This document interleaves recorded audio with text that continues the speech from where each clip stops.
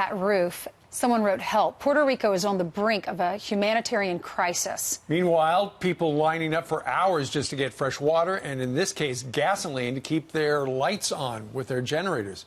But the good news is some help is on the way.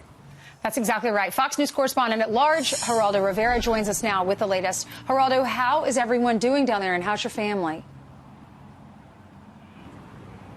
My family is struggling like everyone else, Ainsley. It is, when civilization is tested the way Puerto Rican society has been tested with no electrical power and no water, some awful things can happen. Behind me, just to give you an idea of the absolute disruption of society here, those folks aren't in line for gas. They're in line to get money out of the ATM. The credit card system has been busted.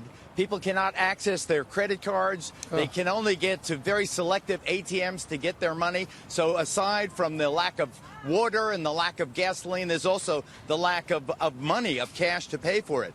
The president last night finally addressing this critical issue in a series of tweets. I'll read them. Texas and Florida are doing great, but Puerto Rico, which was already suffering from broken infrastructure and massive debt, is in deep trouble. Its old electrical grid, which was in terrible shape, was devastated. Much of the island destroyed, with billions of dollars owed to Wall Street and the banks, which sadly must be dealt with. Food, water, and medical are top priorities, and doing well. I don't think they are doing well, with due respect to the president. And I think that what we need here in Puerto Rico is more compassion. I mean, everything is busted here.